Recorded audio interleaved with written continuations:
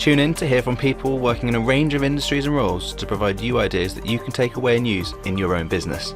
I'm your host, Matt Nally, the founder and director of Survey Booker, which is the leading CRM and survey management system for surveyors. On this week's episode, we have Yoel, who's an active RSES member and whose background sort of day-to-day in valuation. So thank you for coming on today. Thank you for inviting me, and lovely to be here to tell something about what's happening on ESG and valuation. Awesome. Yeah, so that leads us in nicely. We're actually going to be covering on this episode everything around ESG and valuation, and we'll split it into two topics. We'll look at what is ESG and why is it important in valuation, and then later on we'll look at the process of moving towards ESG in valuation. So it should be a couple of interesting topics, I think. Before we dive into everything, do you want to give a bit of background as to, I suppose, who you are and what you do day to day with this side of things? In my day-to-day business, my primary activities are valuer of public real estate in the Netherlands. And you have to think about most of it is healthcare, but also things like museums, sporting facilities, educational facilities, and all those kind of things all over the country. Partially for financial institutes, partially for the balance sheet, and sometimes for decisions on politic decisions where they have to make a choice between one or the other. Interesting. Okay, so a good background in valuation. I suppose in terms of before we start moving on to sort of ESG and valuation, should we touch on what do we mean by ESG? So what does it stand for and what's it cover? Yeah, ESG is of course the letter stands for environmental, social, and governance. But it's, as I see it, it's more a holistic approach of sustainability, where you look into in my kind of business, the real estate, is it fit for purpose and fit for the future? And therefore you need a framework to assess that. And therefore somebody thought ESG might be a nice framework because we can link it then to the sustainable goals of the United Nations. And it looks in a broader way only than like energy consumption. When we talked about sustainability in real estate, focus was in the past almost only on energy consumption. And there's so much more to sustainability than only energy consumption. And therefore we needed a new concept. And people thought ESG might be one, and that's embedded in all kind of legislation on European level and also on a global level. And then it needs to be translated into what does it mean for real estate. I suppose on that note then, so you mentioned it previously was based primarily on energy usage. So what are the factors now that sort of are encompassed by ESG that would affect a property valuation? Yeah. When we look to property valuation, then you have to make a distinction in two lines. Yeah. What kind of real estate? Because for domestic real estate, things might be different than for industrial real estate. And also you have to look to the geographical location of a real estate, because the risk of earthquakes, for the UK, I cannot imagine that there has ever been an earthquake. Well, in some parts of Greek or Italy, it is a real risk. And that's also for flooding and etc. When we look to ESG, then most of the risks related to real estate are driven by our environmental, climate change, too much rain, too little rain, drought, pollution, all the things you see now in all over the press in the day-to-day business. And of course also social and governance are important for real estate, but they are a little less easy to identify. When we talk about social, then you have to think about how is your position as owner in your relationship to the tenants. Are you contributing anything with your building to the surrounding neighborhood? Those are examples of social aspects. And governance is all about, are you compliant with legislation? and not only strictly by the rules, but also by what is meant by it. And that's one of the main assets, I think, of RCS. It's always principle based. And you can say, okay, I'm following the rule, but I'm contradicting the purpose, so it's still wrong. Okay. And governance looks as well to the purpose as to the rules. And of course, when you own a building or you exploit a building, you have to be compliant with legislation. And when I combine it with ESG, and for example, in the Netherlands, then I have a quite simple example. In the Netherlands, if you want to use an office building, you need to have an energy rating of at least C. Yes. If it's lower than C, you're not longer allowed to use the building. Now, there is where governance directly interacts with environmental and directly impacts the real estate.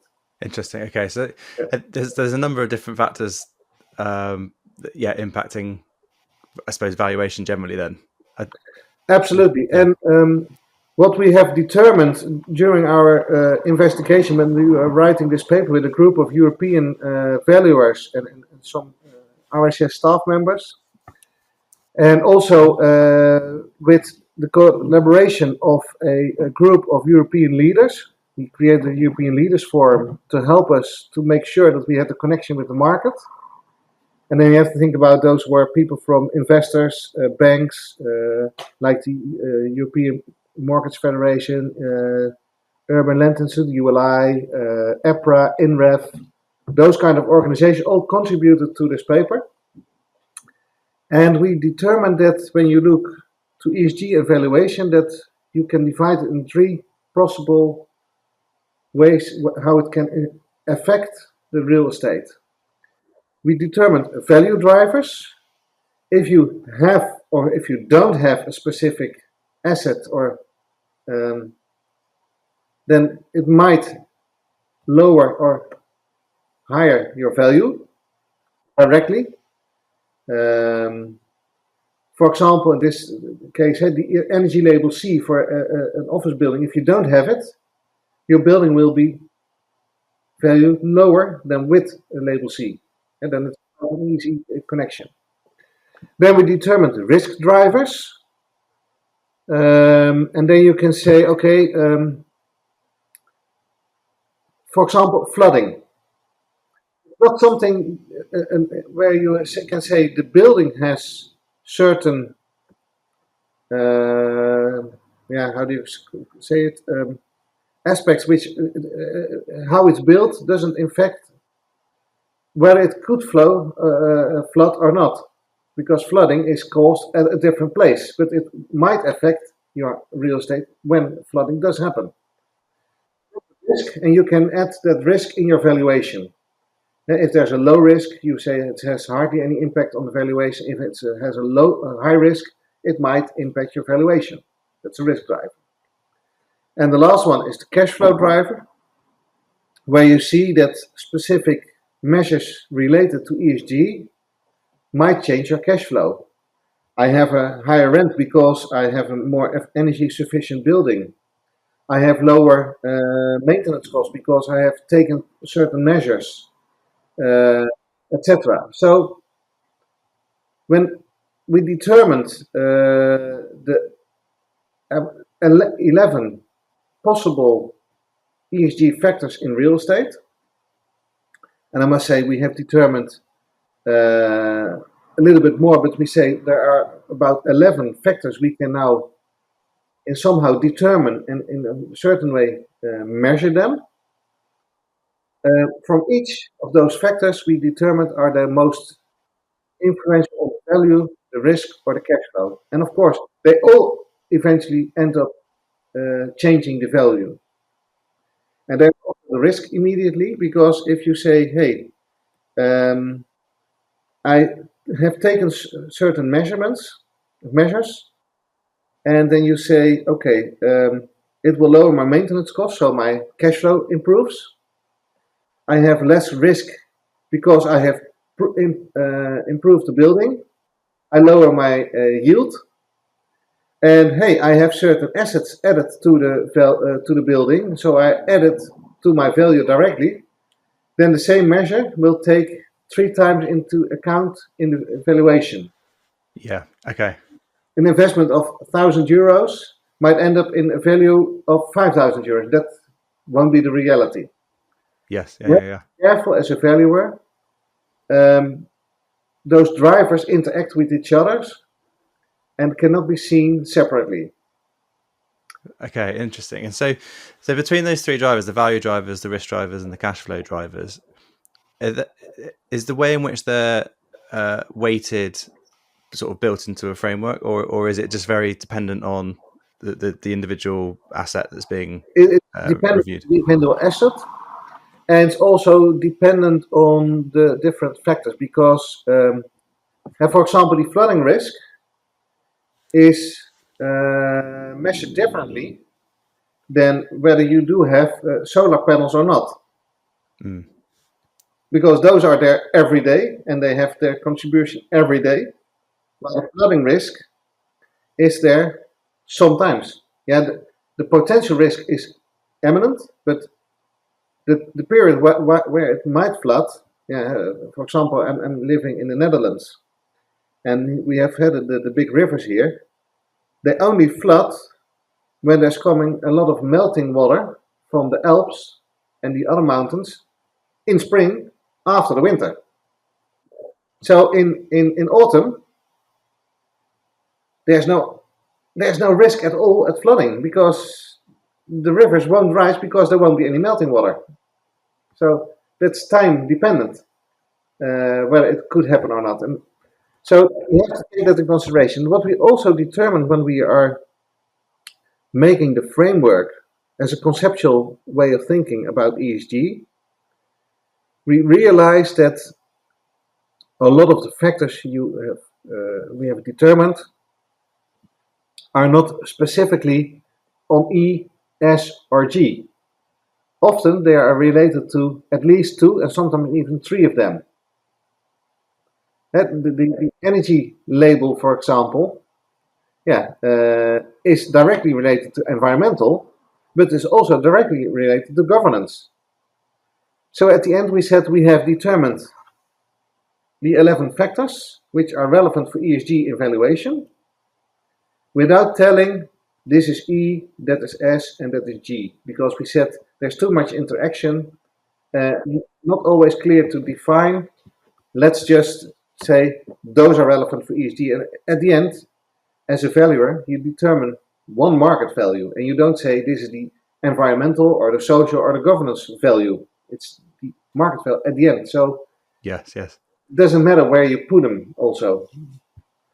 Interesting. Well, we'll come on to the process of moving towards ESG in a bit. But one thing I wanted to touch on first, just related to what you said, is these changes that are coming into the valuation process. What is driving it most? Is it obviously there's the regulatory changes that you mentioned in terms of certain things you'll have to do because of that, but is it driven mostly by that, or is it the social pressures? Is it the financial sector?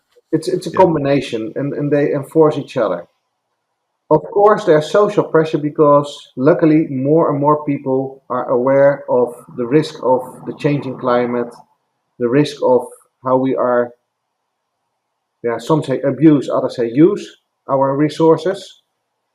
I don't want to make it into a political discussion today. Sensible.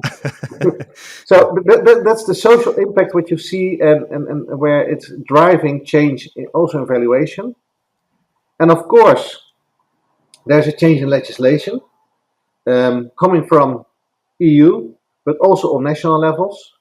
And in the paper we wrote about ESG evaluation, we made a brief overview of all the legislation which is already in place or about to come in place around ESG evaluation, which might impact real estate.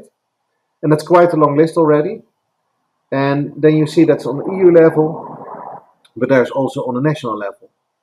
And the third one is, and that's of course driven by the first two, social changes and the legal changes, is that financial institute investors are saying, okay, we see what's happening in society.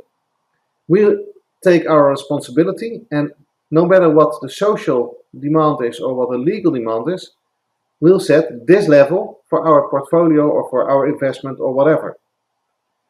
And effectively, that's the biggest driver in the change. Because when the banks say, you won't get a loan unless this, this, and this, people say, okay, I will do it because I will need the loan.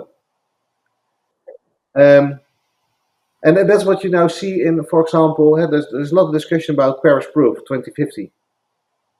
A lot of people are thinking, okay, Paris Proof 2050, yeah, it's important. Okay, but hey, it's 25 years from now. As I say, it's perceived as a long way away. We can wait till tomorrow, and even the day after that. Yeah. So there's no legislation yet. Yes, there is social pressure, but what we now see is that a lot of banks say, okay, Paris Proof 2030. If you are not proof by 2030, and if you don't show me now today what you're going to do in the next 5 years to become Paris Proof in 2030, I'll cancel your loan. Right. Okay. And that's driving market change because investors say, okay, I'll need those loans to get my portfolio in order, so I have to be compliant with those needs. And also on the investor side, we've had a lot of discussion with INREV and EPRA for the listed and non-listed investors. And they say, our members just say, these are our goals for 2025, 2030, 2035, whatever. And they want their portfolio to be compliant with those demands. And they say to the market, if you don't become compliant, we'll sell it, or we won't buy it, or we won't rent it, or whatever. And also the users, the people who rent the places are, especially the larger organizations, say, we only want to rent a building which is compliant with. Because, and then is where other legislation comes in place, the CSRD, for example, Corporate Social Responsibility Directive. Organizations have to report whether they are compliant or not with their CSRD. And therefore they need their real estate to be compliant. Yes, yeah. So whether or not there's legislation for the real estate itself, the occupier has legislation where he has to fulfill his needs. And that drives the real estate to change. Yeah, it's a very interesting one actually. The more we're discussing it, the more you can see the way so many different factors interrelate. Absolutely. And therefore it must be quite a complex one to put a framework together on, or at least, as you say, there's 11 points. I can see why they would have taken time to come up with.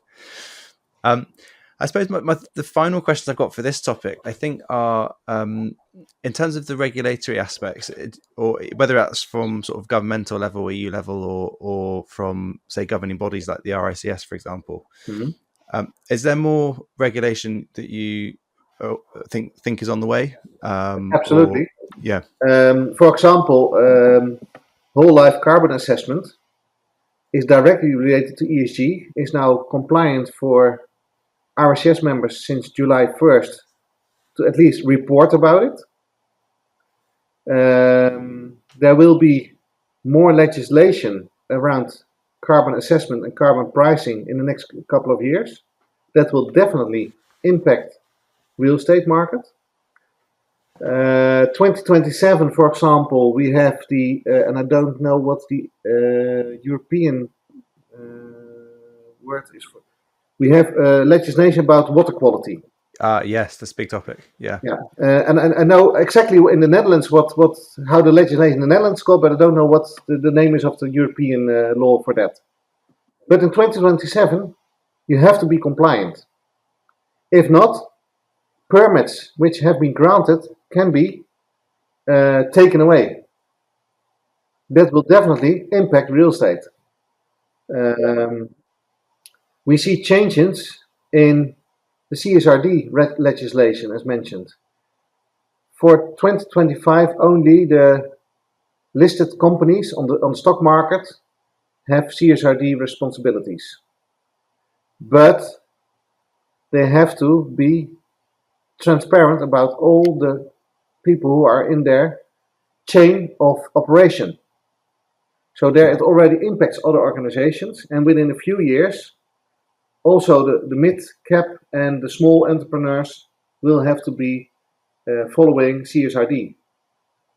So there's a load of legislation already in place, but not effective yet, or becoming in place in the next few years, and they're still thinking about more and more.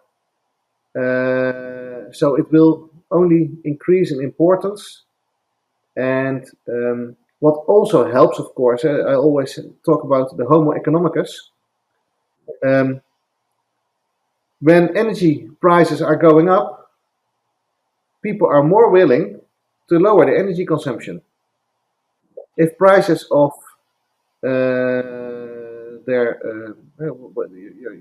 your basic products, iron ore, etc., if they go up, you want to use less. So when we are putting prices on all kinds of materials which are not so good for the environment, people will change and use other kind of materials, change their way of building. There will be more reuse of materials, etc. So in my opinion, we're just at the beginning of the big change. Yeah, okay. And would one of those things potentially then, because if we're downvaluing certain assets or properties because they are not as ESG compliant, would the answer to that, to stop obviously more demand for cheaper properties in that respect, be that they potentially start to get taxed in some way that means that they're more favourable than, less favourable than an more ESG compliant property? Or now, what you see in the market is that larger organizations are more open to be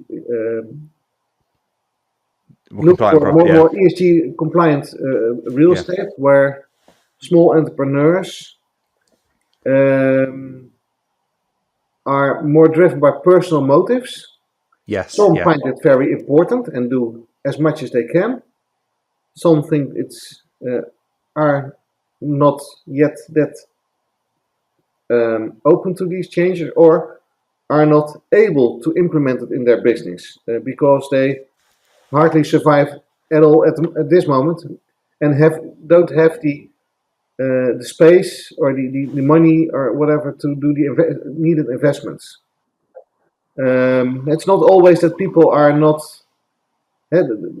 everybody who is not compliant with climate is a climate denier. No, very true. Yeah, it can just be lack of resource or yeah. And what we see is that and therefore also in valuation, yes, values are changing due to the more change in demand, change in social aspects, change in legislation, but it's coming from the big market dripping downwards into the rest of the market. And when I have a small part of commercial real estate in the Netherlands, which is just for a local entrepreneur, the ESG is only this relevant in the decision whether to buy or to rent this place or not. But that will change in time. And of course, some people make it already in this amount important, but overall, and then what you see is that, and that's where we have to be aware of as a valuer. If you assess a building, you can determine you are not compliant with ESG, that you see risks, that you see potential negative change in your cash flow, etc. You have to mention them in your report. You have to make them clear in your valuation. But that doesn't mean that the value already has gone down today.